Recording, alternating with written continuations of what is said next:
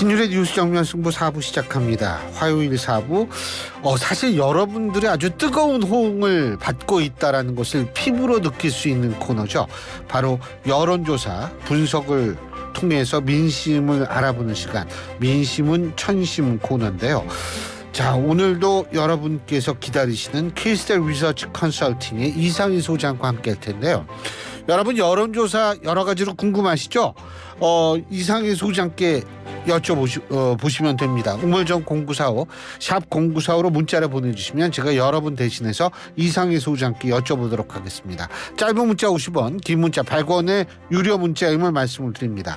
자, 말씀드린 대로 K-State Research Consulting의 이상희 소장 함께 하겠습니다. 안녕하십니까? 네, 안녕하세요. 자, 이번 시간에는 지난주 나온 거죠. 한국갤럽 조사, NBS 여론조사, 리얼미터와 MBC 코리아 리서치의 여론조사를 얘기를 해볼 텐데, 자, 일단 이 총평 좀 부탁드리겠습니다. 지난주 총선과 관련된 여론을 접하는 각 당의 느낌을 다시 한번 보면 조금 바뀌었는데요. 여당은 굉장히 따뜻한 온풍, 온기 속에 들어간 줄 알았는데 막상 문을 열고 나가보니까 굉장히 서늘한 바람을 아마 느끼지 않았을까라는 생각이 들고요.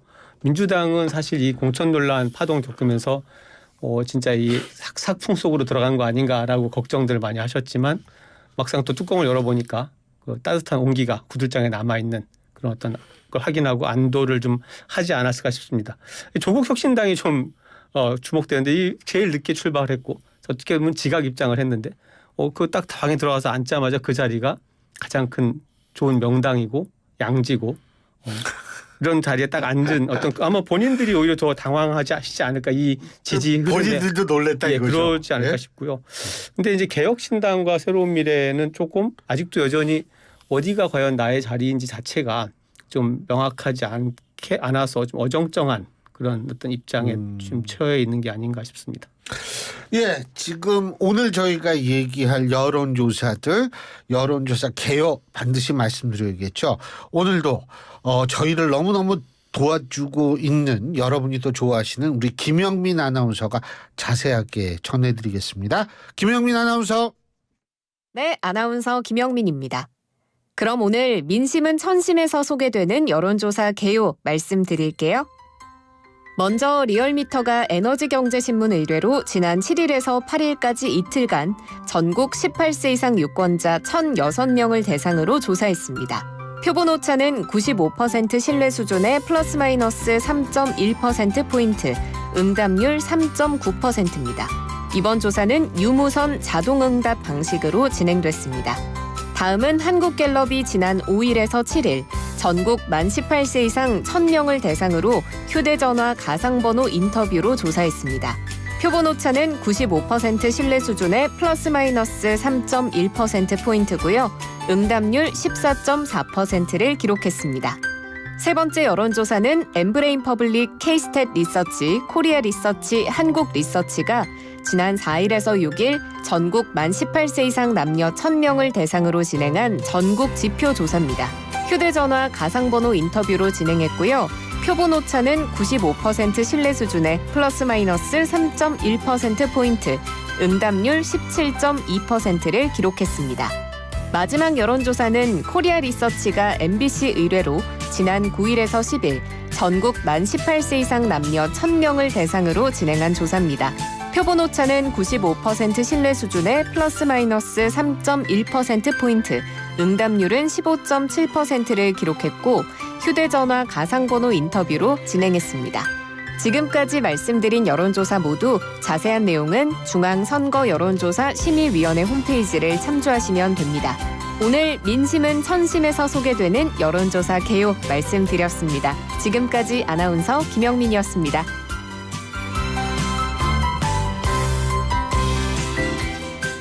아유, 김영민 아나운서 정말 고맙습니다. 덕분에 제가 아주 일을 반은 덜었어요. 예, 고맙습니다.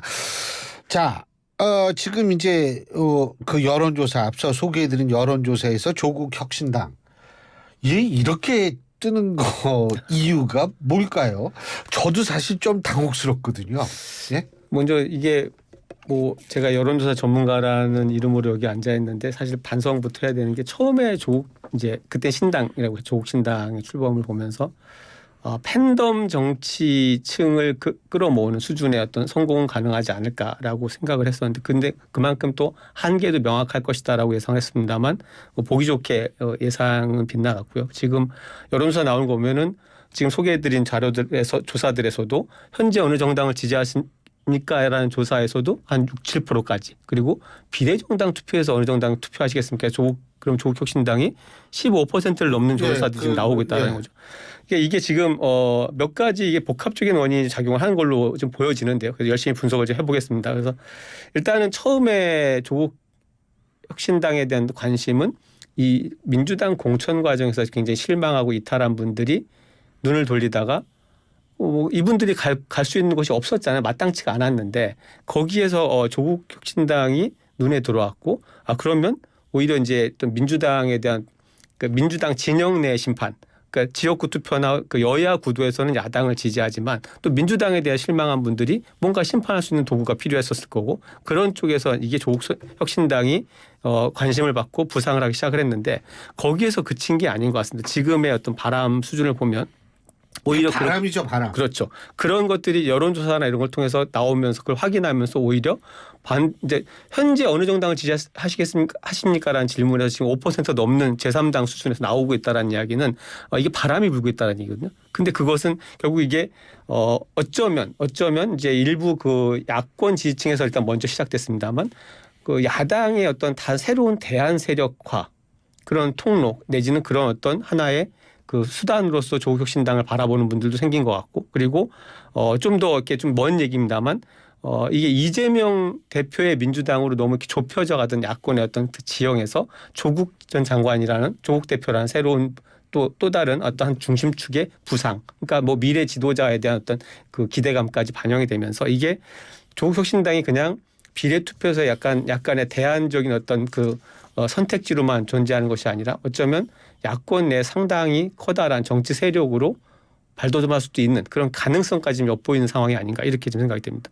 이게 한 가지 더 좀 그동안 이게 그리고 또 하나 굉장히 강성 진보 성향의 유권자들한테도 조국 혁신당이 어필을 좀 하고 있는데요. 사실 이 공천 논란 과정에서 이재명 대표가 과거에 그 트레이드마크처럼 썼던 사이다 이 부분이 사라졌죠.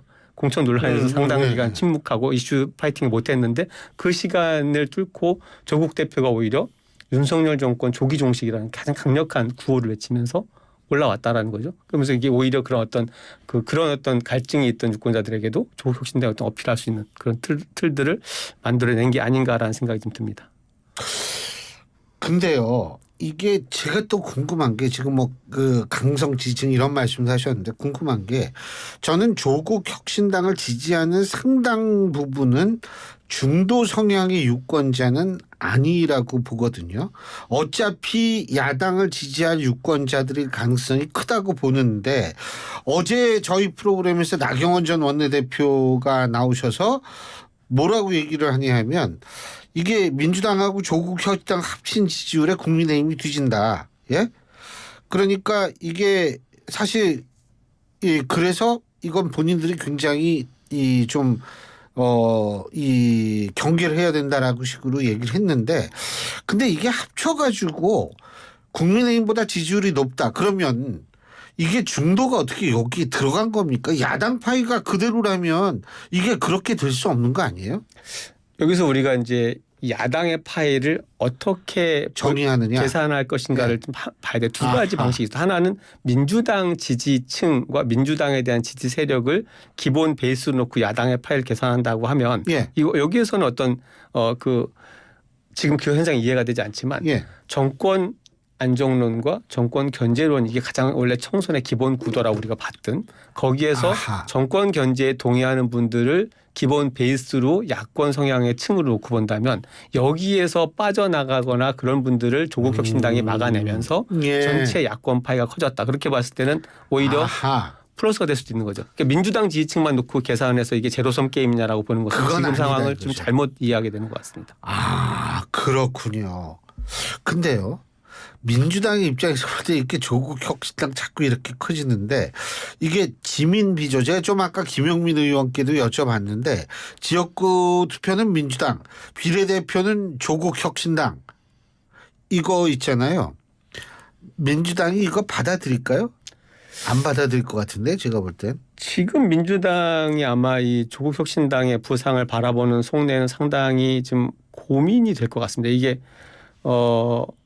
지민비조라는 또 새로운 이제 사자 조어가 나와서 뭐 지역구는 민주당, 비례는 조국혁신당 이런 이제 말들이 이제 유행을 하기 시작을 했고 실제 여론조사에서 그런 현상들이 실제 민주당 지지층 중에 한 3분의 1 정도는 지역구 그러니까 그 비례 투표에서는 조국혁신당을 투표하겠다 이런 분들이 지금 여론조사에 나오고 있거든요. 네. 이 현상을 볼 때 과거처럼 만약에 이게 민주당 입장에서 선거는 좀 나눠서 치러지지만 나중에 다 같이 합쳐져서 한 식구가 될 사람들이고 그런 세력이라면 뭐 이 부분들을 좀 지나갈 수 있겠지만 이게 지금 보면 만약에 이렇게 가서 실제 조국혁신당의 어떤 성적표가 총선 성적표가 예상을 뛰어넘는 수준의 어떤 세력으로 발돋움을 하고 이 부분들이 범야권 연대라는 측면에서는 한 편인 건 맞지만 민주당과는 또 다른 결을 다르게 가는 또 다른 하나의 대한야당으로서 지속적으로 길을 걸어갈 가능성이 많다고 보여지거든요.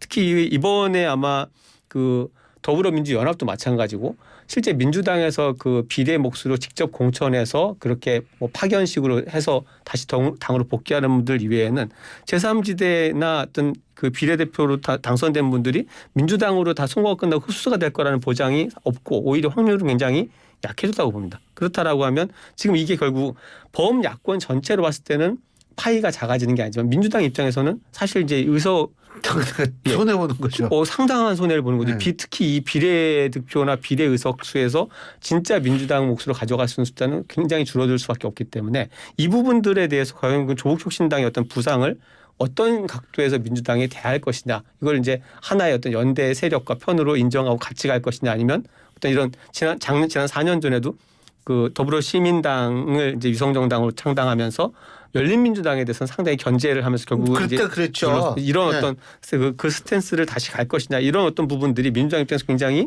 고민을 해야 되는 상황에 바로 처하지 않았나 이렇게 좀 보여집니다. 근데 그 열린민주당 말씀하셨는데 21대 총선 당시에 열린민주당 3월 넷째 주 한국갤럽 여론조사 제 기억으로는 9% 지지율 나왔습니다. 그런데 막상 선거에선 5.4% 득표를 했거든요. 그래서 실석 가져갔는데 자 열린민주당과 비교를 했을 때 조국 혁신당 결과를 좀 예측을 한다면 어떤 결과 어떻게 될 것 같으세요? 정당이 갖고 있는 성격만 본다면 사실 열린민주당과 조국혁신당은 좀 유사한 면이 많습니다. 유사하죠. 굉장히 강경한 노선을 표방하고 있고 민주당이 또 정통 좀, 민주당에 대한 어떤 노선을 표방한다는 측면에서 같은 모습이지만 열린민주당의 경우에는 그 당시 민주당에서 이 부분이 결국 이제 공천 파열음 속에서 생겨난 파생정당 같은 형태였기 때문에 이 어떤 그 전체 민주당이 그 하나로 결집한다라는 논리를 가져가면서 이 부분들을 이제 사표 방지 이런 측면도 있고 해서 굉장히 이렇게 누르는 어떤 그런 어떤 선거 운동을 본격적으로 펼쳤습니다. 그런데 이번에는 조국혁신당의 어떤 그런 어떤 당내 공천 과정에서 예를 들어 새로운 미래처럼 그렇게 나온 분들이 아닌데다가 민주당의 대안으로 조국혁신당에 주목하는 분들이 뭘 봤냐면 민주당의 협소함과 협소의 짐, 그러니까 이재명 대표 중심의 민주당으로 흘러가는 것에 대해서 반발하거나 실망한 분들이 지금 가 있는 거잖아요. 거기에다 대고 오히려 그런 어떤 뭐 이렇게 되면 비례를 나눠 먹기 때문에 손해입니다라는 말로 조국혁신당을 이렇게 압박하는 그런 어떤 정치적인 스탠스가 가능할까? 오히려 그렇게 가면 갈수록 더 어려 그런 반발이나 이탈은 더 심해질 수도 있는 게 아닌가 싶어서 저는 이번에 이제 민주당이 예를 들어서 지난번과 같은 어떤 그런 입장을 취한다 하더라도 조국혁신당의 어떤 이런 기세들이 그렇게 똑같은 형태로 다시 결국 본선에 최종전에 가면 이렇게 수그러들거나 쪼그라든 그런 그러지 않을 모양새는 것이다. 그렇게 흘러가기는 좀 어렵지 않나. 다른 어떤 국면으로 저는 보여집니다. 그런데 지금 뭐 조금 그 다른 얘기입니다만 이 지금 국민의힘하고 윤석열 대통령 지지율이요. 앞서 얘기한 MBS나 한국갤럽 여론조사를 보면 그 이전 조사하고 거의 유사하거든요. 39%. 39%면 제 기억으로는 20대 총선 당시 박근혜 전 대통령 지지율도 한 40% 정도 됐던 것 같아요. 그러니까 큰 차이는 없는데 어떻게 보십니까? 이거 지금 이 정권 심판론이라고 얘기를 하는 견제론과 지원론, 예, 이거 이렇게 보면 대통령 지지율, 국민의힘 지지율과 연관돼서 판단하실 때는 어떻다고 판단하십니까? 물론 지금 이제 최근 조사들에서 아마 제일 많이 보인 대통령 지지 숫자가 39라는 숫자일 겁니다. 40에 딱 육박한 숫자까지 나온 예. 것들 여러 군데서 보셨을 텐데 지금 이게 윤석열 대통령 지지율이 정부 출범 이후에 얼마 안 되는 시점부터 30% 중반 아래로 내려가면서 예. 굉장히 오랜 기간 박스권에 올라오지 머물렀죠. 못했죠. 그거에 비춰 보면 지금 39%를 이렇게 왔다 갔다 하는 지지율들은 또 ARS 조사에서는 40% 넘는 경우도 있는데 이런 것들은 굉장히 여권 입장에서 고무적인 현상이긴 합니다만 이 한계가 좀 이제 어떤 보이는 어떤 그런 느낌이잖아요. 이렇게 계속 치고 올라가는 모양새는 안 되는데 사실은 여기에서 이제 두 가지 좀 짚어봐야 되는 게 저는 이제 의대 증원 이슈를 이렇게 정부가 강하게 밀어붙이면서 그런 것들에 대한 어떤 기대감이나 관심들이 지지율을 좀 끌어올리는데 도움이 됐다고 보는 편인데 반면에 이제 이것이 아직 성과로 완결되지 않았죠. 그러니까 거기서 더 이 한 가지 이슈 가지고 지지율을 더 끌어올리는 데는 좀 한계가 있을 수 있고 또 하나는 윤 대통령 지지율을 이렇게 국정운영 평가를 물어볼 때 많은 분들이 그동안 얘기했던 특성이 뭐냐면 보통은 이제 매우 잘한 우리가 이제 네 가지로 물어볼 때 매우 잘한다, 잘하는 편이다, 잘 못하는 편이다, 매우 못한다 이렇게 물어보면 우리나라 사람들이 보통 얘기할 때 매우라는 단어를 좀 싫어하기 때문에 잘하는 편이다나 못하는 편이다가 좀 많고 매우는 적어야 되는데 그렇죠. 이게 지금 윤 대통령에 대한 지지층 구성은 반대로 되어 있거든요. 매우 못한다라고 말하는 분들이 굉장히 많습니다. 그러니까 이분들 굉장히 강경한 어떤 입장 속에서 윤석열 정부에 대한 어떤 평가들을 어느 정도 이미 끝낸 상태로 바라보는 분들이 많기 때문에 이게 지금 그 정권 견제론 내지는 혹은 심판론의 어떤 그 수위를 쉽게 낮추지 못하는 그런 문제로 작동을 하고 있는 거고 이거를 돌파할 만한 아직 그런 어떤 명확한 어떤 기제들은 아직은 정부가 그걸 보여주지 못하고 있다. 또 당도 마찬가지로 또 변화된 모습을 많이 보이면서 지지율을 끌어올리긴 했지만 이 40선을 돌파해서 더 올라갈 수 있는 어떤 그런 어떤 부분까지는 거기서 이제 정말 중도층들이 들어와 줘야 되는데 거기에 좀 소구하고 어필할 만한 어떤 것들은 아직 명확하게 제시하거나 제대로 제시를 못하고 있는 게 아닌가. 그렇다라고 하면 지금 상태에서 뭔가 여권이 새로운 어떤 카드들을 꺼내지 못했을 때 이 지지율을 끌어올려서 전체 선거 판도를 바꿔나가는 것은 한계가 있을 수밖에 없다. 그러면 여기서 지금 이제 여권에 굉장히 큰 고민이 시작되고 있겠죠. 무엇을 가지고 남은 이제 선거 본선을 치를 것인가라는 문제에 대해서 고민을 하고 있지 않겠나 싶습니다. 그 리얼미터 여론조사에서 국민의힘 직전조사 대비 4.8%포인트 빠졌고 민주당 4%포인트 올랐다고 하는데 이거는 이거 왜 그렇다고 보세요? 그죠. 한 주 전에 이제 7.4%포인트 차로 국민의힘이 앞선다라는 조사가 나왔었는데 지난주 소개된 조사에서. 근데 이제 이게 바뀌었는데요. 사실 물론 이제 여론조사니까 이게 통계 그 오차 한계가 있고 그 등락이 좀 이렇게 강하게 보이는 어떤 그런 시각적인 문제가 좀 있긴 합니다만 사실 지난주까지 조사돼서 많은 이제 분석에서 얘기 드렸던 것처럼 그때가 이제 이 민주당의 그 공천 갈등 내용이 피크에 이르렀을 때 그리고 민주당이 정말 저러다가 막 쪼개지는 거 아닌가라는 우려까지 심하게 그 어떤 그런 여론이 반영됐을 때 민주당에 대한 어떤 우려와 실망감들이 가장 컸을 때 조사된 결과들에서 그걸 벗어나면서 그 결과적으로 민주당이 뭐 그렇게 그 이후에도 탈당한 분들이 있죠. 뭐 전해수 의원도 탈당하셨지만 그러나 결국 이제 친문계 어떤 집단 탈당이라는 어떤 문제들은 막아내고 그래도 뭐 정권 심판 견제의 깃발로 모이자라는 어떤 흐름들을 만들어내면서 결국 야당 지지층들이 이제 실망감으로 쭉 빠졌다가 이게 또 이렇게 빠지고 나면 반작용으로 결집 현상이 나타나게 되거든요. 거기에 대해서 이재명 대표도 좀 선명하게 여야의 어떤 정부 심판론 구호를 내걸고 선거 국면에 들어오면서 이런 것들이 좀 반영이 되면서 야당 지지층들이 다시 좀 복원이 되고 있는 게 아닌가. 그러면서 이게 그동안 사실 한 달 넘게 여당 지지율이 계속 살금살금 올라가고 민주당 지지율이 빠지는 국면이었는데 이 흐름이 좀 변하고 있는 현재 변화되고 있는 어떤 그런 지금 시점에 와 있는 걸로 봐야 될 것 같습니다. 복원이 되고 있다. 근데요, 지금 이제 국민의힘 측은 정권 심판론에 대항을 해가지고 운동권 심판을 꺼냈다가 이제는 뭐냐면 소위 말해서 반미, 친북, 뭐 종북 이런 단어 끄집어내면서 또 다른 이슈를 끄집어내고 있는데 그거는 어느 정도 영향을 미칠 거라고 보십니까?